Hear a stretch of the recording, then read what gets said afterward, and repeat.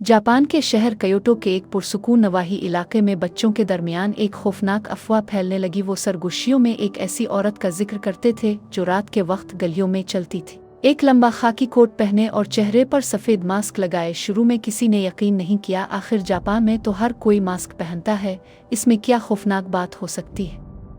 लेकिन डर मास्क से नहीं था, इसके नीचे छुपे चेहरे से था। एक शाम रिको नामी एक स्कूल का लड़का क्लास के बाद देर तक रात गया। सर्दियों का अंधेरा छा चुका था और तंग गलियों में बारिश की बूंदें चमक रही थीं। वो घर जाने के लिए शॉर्टकट से गुजरा।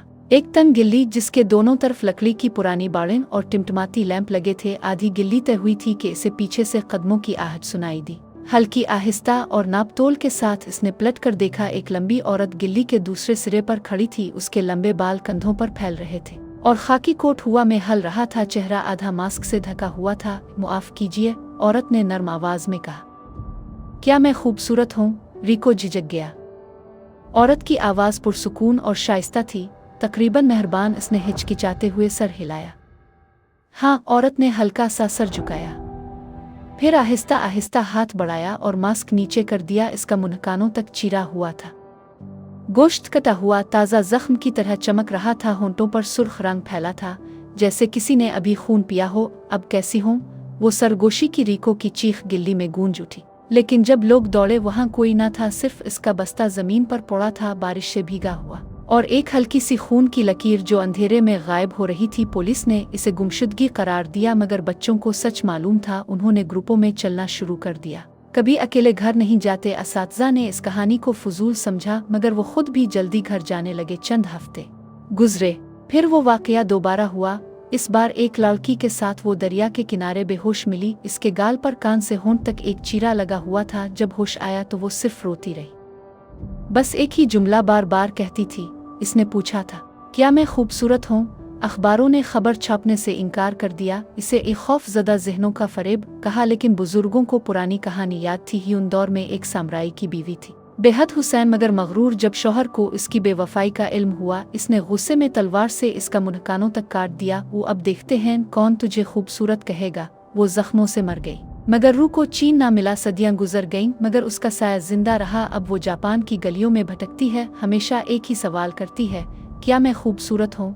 जदीद दौर में लोग इसे मास्क पहने देखने लगे। कहते हैं वो कैंची साथ रखती है, और अगर तुम गलत जवाब दो तो वो तुम्हारा चेहरा भी वैसा ही बना देती है। एक रात यूमी नामी लड़की ट्यूशन से वापस जा रही थी। इसने कहानियां सुनी थीं, मगर यकीन नहीं था। फ़ोन की बैटरी ख़त्म थी, गिल्ली सुनसान थी। एक लैंप के नीचे से गुजरते हुए इसे नर्म कदमों की आवाज़ सुनाई दी, फिर एक मानूस पुरसुकून आवाज़, क्या मैं खूबसूरत हूँ? यूमी ने मुड़ कर देखा, औरत खड़ी थी, लंबी नफीस चेहरे पर मास्क, बाल रात की तरह सिया। यूमी ने मसनूई हंसी के साथ कहा, हाँ आप बहुत खूबसूरत हैं। औरत ने कदम आगे बढ़ाया, ऐसी भी, और उसने मास्क हटा दिया। यूमी का दिल रुक गया, चेहरा कटा हुआ, होंठों से कान तक खुला हुआ, आंखों में दर्द और जुनून की झलक। यूमी पीछे हटी।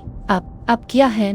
औरत ने सर झुकाया, फिर कहो, क्या मैं खूबसूरत हूँ? यूमी चीखी और भागी। पानी में छप छप की आवाजें गूंजती रहें, मगर पीछे से हंसी की गूंज उसके साथ चलती रही। पहले दूर, फिर करीब, बहुत करीब। यूमी ठोकर खाकर गिरी। जब नजर ऊपर उठी, औरत उसके सर पर खड़ी थी, कैंची हाथ में चमक रही थी। अगर तुम झूठ बोलती हो, वो फिस तो मैं तुम्हें अपने जैसा खूबसूरत बना दूंगी।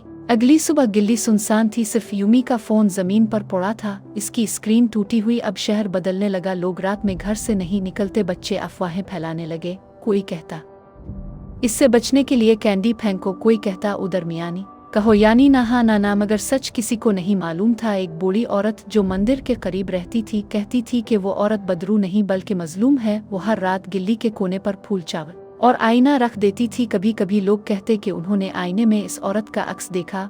मुस्कुराहट में गम छुपा हुआ, मगर कुछ लोग कहते वो अब भी चलती है, बसों के अड्डों के पास, पार्किंग लॉट्स में, या शायद आपके पीछे। जब सर्द हुआ आपकी गर्दन को छूती है तो शायद वही है जो सरगोशी करती है, क्या मैं खूबसूरत हूँ?